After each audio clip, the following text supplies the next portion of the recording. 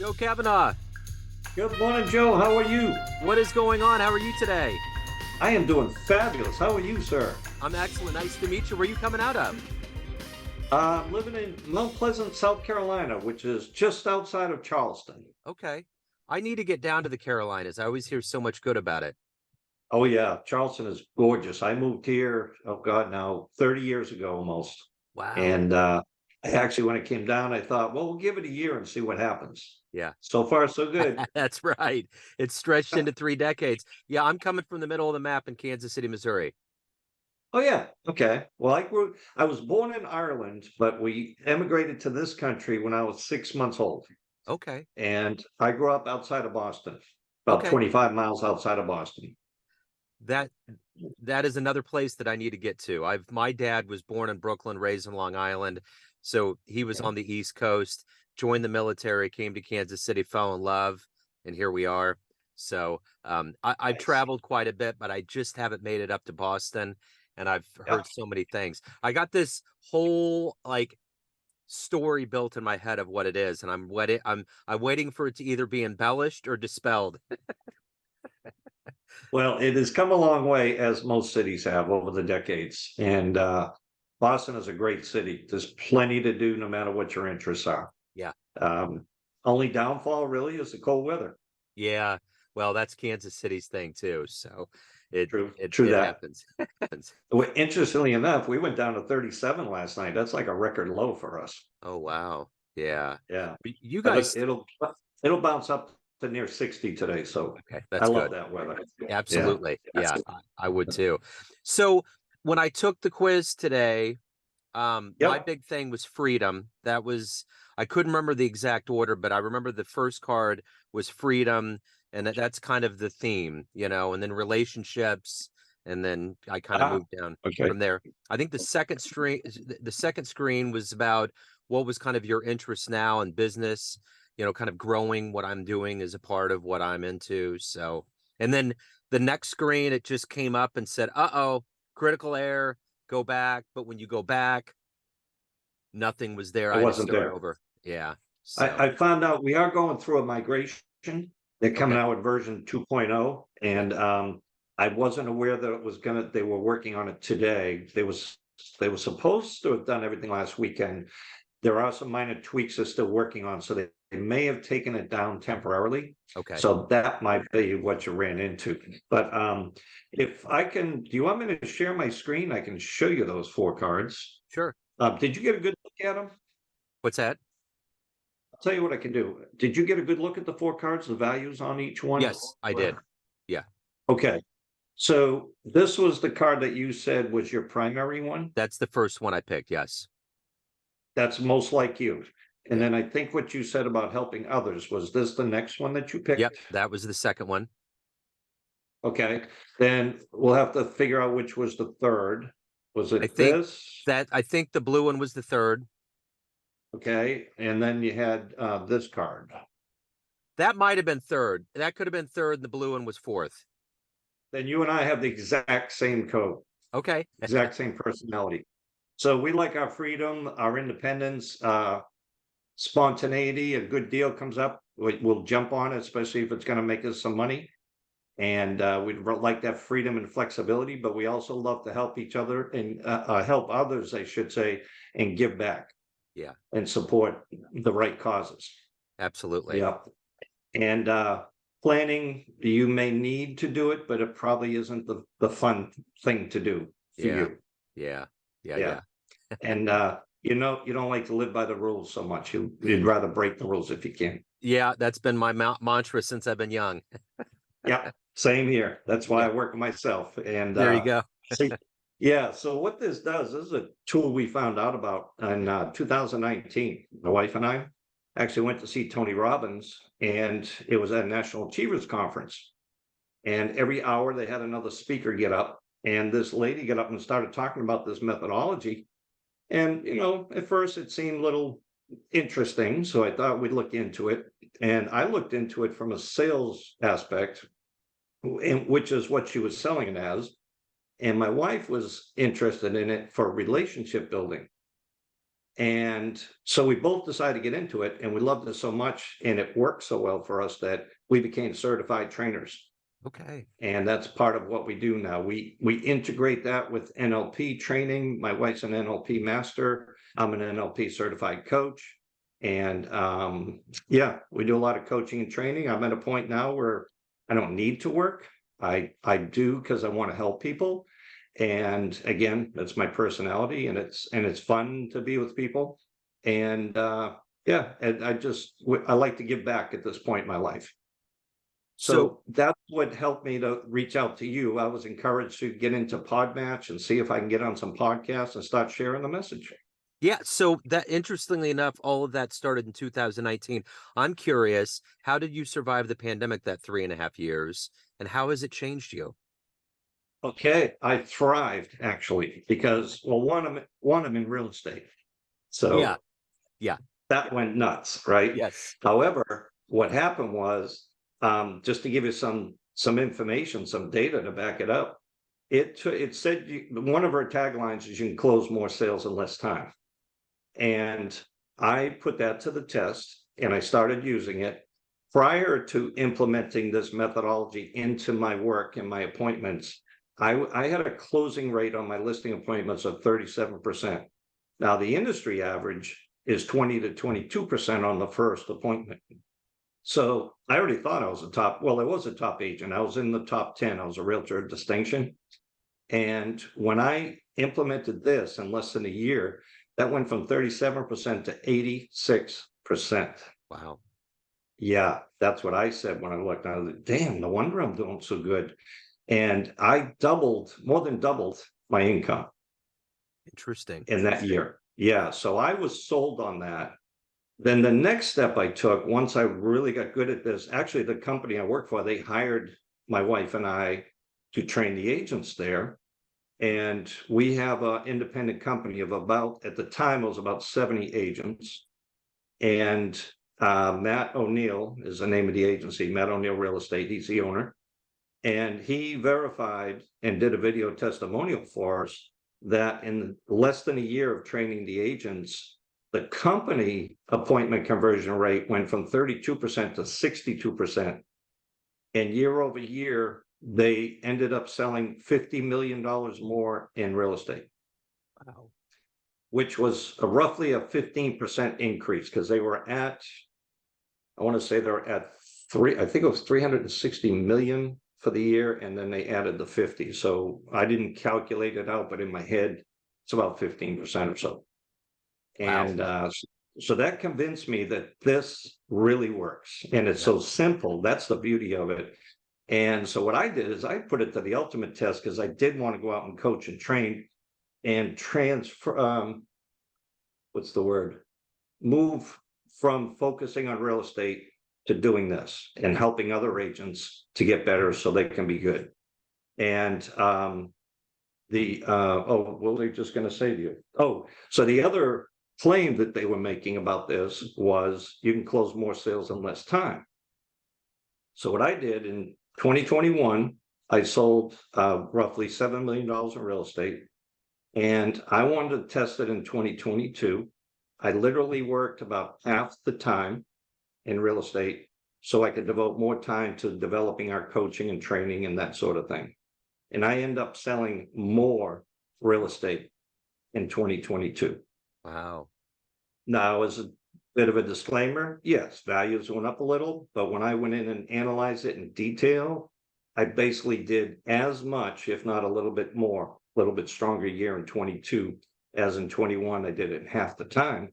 So that basically gave me half my life back. Wow. That's So I can crazy. invest in the other businesses or spend time with my wife. We travel, visit the grandchildren. We just spent 3 weeks in Ireland. That's wonderful. So Yeah. I want to know how we got here. When you were a kid, when you were, say, in the second, third grade, what was your dream? What did you want to be when you grew up? Oh, yeah. Well, back then, um, astronaut, jet pilot, Yeah. Yeah. that S- sort of thing. So how did these seeds of entrepreneurship and real estate and now helping people through coaching, how did all of this maturate into who you are today? Oh my God. Well, I went to college because Everybody in my school went to college. They had about a 90% placement rate. I went to a private school and I hated it. Didn't like it. I went for accounting because they said I was good at math, good at numbers. And yeah, it came easy to me, but I didn't like being stuck inside. So hint, my personality, like my freedom, flexibility, right? And so one time I had an internship job at a company, and I was inside all day, no windows, middle of the building, brown bagged it for lunch, you know, the usual back then. And walked outside at 4:30, time to go home, and it had been snowing all day, and it was just so beautiful and Yeah. peaceful. I'm like, oh my God, I missed this. I love a good snowstorm. Yeah. And I that kind of clicked. It's like, I can't do this forever. I got to find something else. So I ended up quitting, opened up a phone book, Yellow Pages, put my finger down. It was a North American Van Lines moving company. Called up. They say, hey, you're hiring? Yep, come in tomorrow. Next thing you know, I'm a mover. And then I got my tractor trailer license to drive the big rigs. And I did that for 9 years. And I was 28, 29 years old. And I said, I can't do this. I don't like taking orders, being told what to do, when to be there, how long I got to work. I was missing friends' weddings because I had to be on the road, things like that. So I finally quit. My wife and I at the time, we loved camping. She said, hey, here's a campground for sale. You want to buy it? Like, sure, why not? What do we got to lose? Yeah. So we sold our home in Massachusetts, moved to Maine, didn't know anybody up there, didn't know anything about running a campground, but figured it out. And at that point, I said, I am never going to punch a clock again. Yeah. And I never have. Wow. So I've owned the campground. We sold it and bought a Christmas tree farm. We sold it, and that's what got me into real estate. And I've been in real estate ever since. Wow. So who's been a hero for you in your life? Ooh, I would say my dad Yeah. was one. Yeah. He was a professional athlete, and he got me into sports, and that gave me that competitiveness that I have. And so that would be one. I'd say my mom as well too, because she was a good mom, good Irish Catholic family. I was 6 of 7 children, and she took good care of us. So that's who I give most of the credit to. So what sport did your dad play? He played soccer, Oh, okay. and he grew up in Ireland. Like I Yeah. say, I was born there, and he represented Ireland in 1948 Olympics, Oh, wow. and they got a bronze medal. That's wonderful. Yeah. So he taught me soccer before soccer was a sport in this country. Matter of fact, that's a whole nother story. He is instrumental in starting soccer in this country. Wow. Do you have the medal? Yes, I have the medal and his uniform. That's cool. That's very Yeah, cool. they had a cap and all that. I've got all that, and got a photo of his team. Um, and then yeah, so he did that. So growing up, I played soccer and basketball. I tried football. I played Little League baseball, but I didn't play junior high. Tried football, but I was still skinny and lanky, and I put that old equipment on, and I couldn't even stand up straight, you know. It was You, too heavy. it's interesting. Kansas City is known as kind of the soccer capital of America.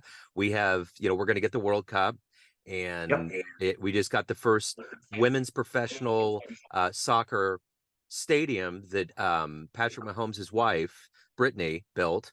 Um, Sporting KC is always bringing it in. Yeah, there's soccer all over the place. It didn't used to be like this. It exploded probably around just before we won the championship in 2014. So, Okay. yeah, it's been quite magnanimous here in Kansas City. Yeah, you imagine it's interesting. You get a winning team, all of a sudden everybody's into it, right? Yeah, I know. I mean, we've experienced that. I mean, I grew up in the dark ages. The Royals never won, the Chiefs never won until St. Mahomes comes in on the white horse. Everybody's fine. Yeah, The Royals win for the first time in yeah. 30 years. It's amazing what it can do to your city's ego and just the general feeling here. You preach it to the choir, my friend. I grew up in Boston. Yeah, right. I know. It Before 2000, we had nothing. You know You what's know? interesting? I went down to the NFL draft, which was quite magnanimous to see that scale of an event. And I'm there with somebody that was a Patriots fan. And I got there for the last pick. I watched the last pick. And I'm Mhm. thinking, what's the most important thing? To be here with everybody and throngs of people for the first pick, or to be here to see the very last pick? And he was telling me that Brady, when he was picked, was one of the last picks in the draft. And look what Yeah, happened. 6th round. Yeah. Yep, nobody knew. No, no one had any idea. Yeah. So, You know, when the Patriots signed him, he told, what's his name, the owner, Kraft, yeah, he said, "I'm the best deal you ever made." he was right. Those are his. He was right. Yeah, and I think him and Mahomes have a special relationship. When we lost, I think in 18, we were very close when they were here in Kansas City. That was the one where Right. that person did that little laser light on him. And I Oh, yeah, remember, yeah. yeah, Mhm. after the game, I guess Tom went and said something to Mahomes. And I think it was probably along the lines of, I see it. I see the talent. You're the next one. Yeah, I'm sure that's how it went because yeah. he's taken it and ridden that horse. We're having a good time here, And he So, plays with that confidence. Yeah, I love to watch him play. and he's a great guy, man. I mean, I watched that Netflix series on him. Like, I was convinced that he was a good guy, but when I heard that, like, just the way that he talks to people after he gets popped, and just Yeah, he has an attitude that's very worthy. yeah. Good for So you. it's Enjoy it fun. while you can, Yeah, right. Are you kidding? So because we are post Brady now. yeah, I know it's going to happen. I know it's going to Oh, happen. So let me ask you this along these lines. If you can sure. meet anybody alive on the planet right now, who would you love to meet and talk to? That's a great question. And I know exactly who I'd want to meet and talk to. Myself as a 7-year-old. That's a great answer. I love those answers. Yeah.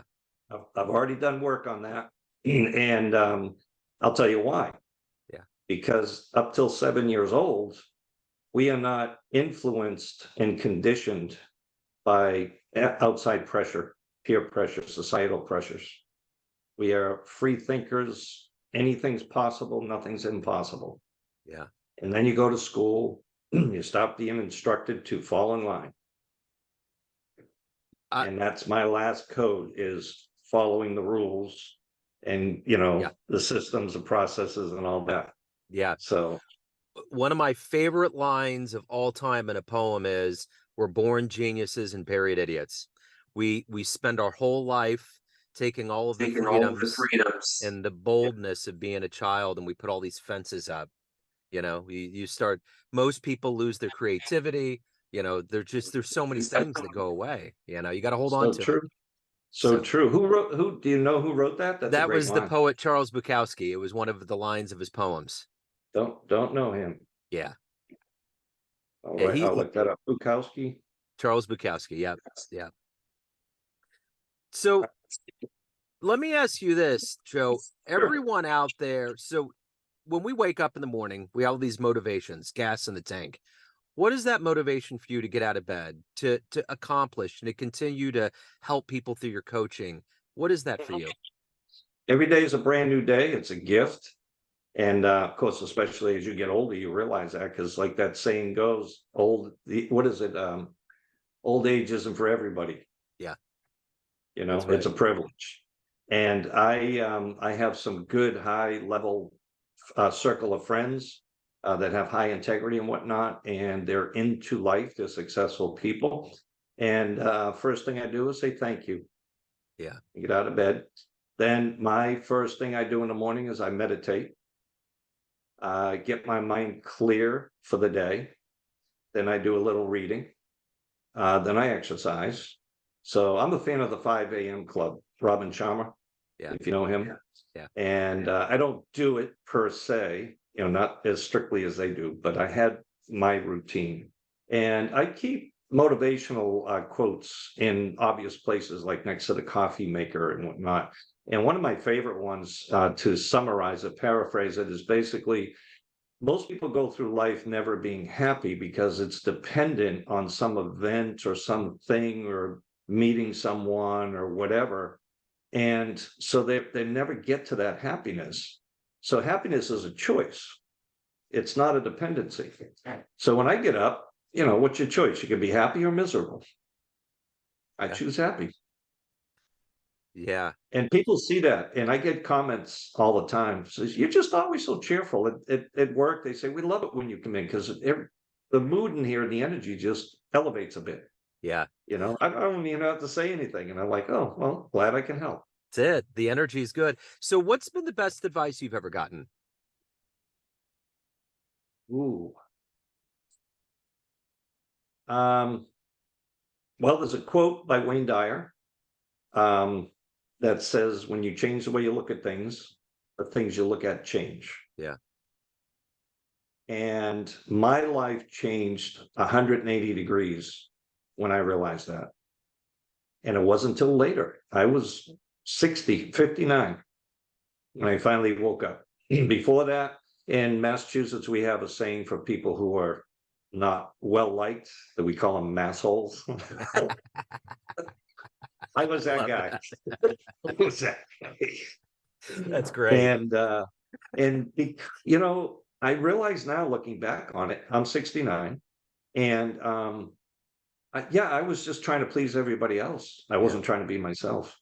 Yeah. And I was always embattled internally, and it reflected out because I took it out on people. I was that guy on the road, the road rage guy, you Yeah. know, Yeah. flipping people off and everything. Yeah. Um, but best advice, boy, there's so many different things that come into play into that and melded me. Hard to pick one out, honestly. Yeah. No, but you did a good way of kind of encapsulating. I'm looking at that Think Different behind you, and I got this is going to be a two-part question. First, Yeah. if you could go back in time to any sporting event and watch it with your own eyes, where are you going? And same thing, if you could go back in the history of humans and watch an event happen, where are you going to go? Ooh. Um, in my life or in the In the history of it? history, of our collective history. Well, it's a bit controversial, but I probably want to go back to the time of Jesus. Yeah. Um, yeah, I mean, we could go off on that Right. topic quite a bit. Yeah. I was raised Catholic. I am not religious anymore. Spiritual, yes, but not. Sure. I'm anti-religion. Yeah. Yeah. So I, I I get it. would want. I guess the reason for that is I'd want proof that it actually happened. Yep. Well, we in Missouri, we're in the show me state. We love empiricism. So I get There it. you What go. about a sporting event? Where are you going to go? What would you love to have seen with your own eyes? Ooh, I know one event, the Super Bowl where the Patriots came back against Atlanta. They were down 28-3. Man, I still hear stories about people in Atlanta that just can't get over it. I'll tell you why. I had to fly out to DC the next morning. I had a 6 a.m. flight. So I had to get up at 4:30 or 4:15. And that game was pushing 11:30 here. Yeah. And they were down 28-3 with like 3 minutes left in the third quarter. I said, it ain't happening this year. And I went to bed. My alarm went off. And I woke up, I didn't have my glasses on. I'm looking at my phone. First thing I see is Patriots victory parade will be Thursday. And I'm like, what? I thought somebody was pranking Wow. me. I Yeah. couldn't believe it. So I got up, I started looking through it. You gotta be kidding me. I check this out. So I had to wait till Monday night because my trip up to DC was just a 1 day thing. And I came back that night. I went to a local bar, and luckily the NFL does the short 1.5 hour recap of the games the next night. And so I sat there and watched it, still couldn't believe it. I I can't said, they're either. not gonna win this, they're not gonna win this. Yeah. It's what I was Yeah. thinking. Everybody was thinking. No one, there was no one. And that was like the last year of that stadium, Atlanta. They were going to detonate it the next year. Like Mhm. all of it was fairy tale for the Atlanta people. Sure. Yeah. So yeah, that's wild. That's wild. Yeah, yeah, but other than that, I can't think of any, huge event that would stand out. Yeah. That's a good one. That's a real good one. I like living life. Every Yeah. day is special to me.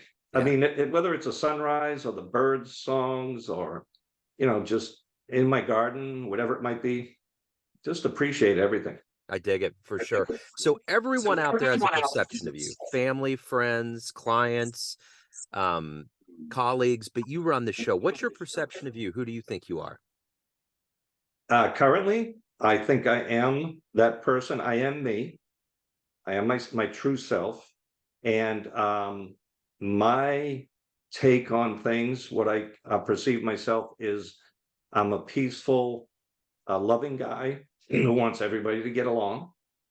And I can appreciate everybody for who they are rather than trying to mold them into whether I like them or not, be more like me. And yeah, I just take life as it comes. And even when there's a person that might come at me, well, I've had this happen recently where they come at me very upset about something. And I just calmly listened to them and thought, okay, there are things bothering this person. And let me see if there's some way I can help them. Yeah. And once they were done, I spoke to them very calmly and got them to calm down. And all in all, in the end, we are very good friends right now. Excellent. Excellent. So Joe, if Yeah. anyone out there wants to hire you, they want to learn more about you, anything about your world, where can they go?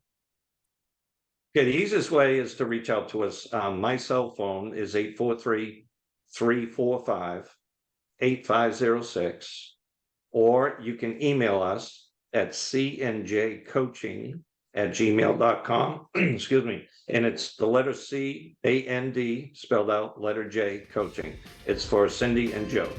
My wife and I work together on it. Excellent. Joe, it's a couple Joes here figuring it out. I appreciate your time today. Best of luck with everything. Yeah, same with you. And I'd love to do it again sometime. Oh, yeah, absolutely. Let's do it. Let's run into each other again. I love this. All Thank you right. very much. You're welcome. Have a great one. Thank you, sir. Take care.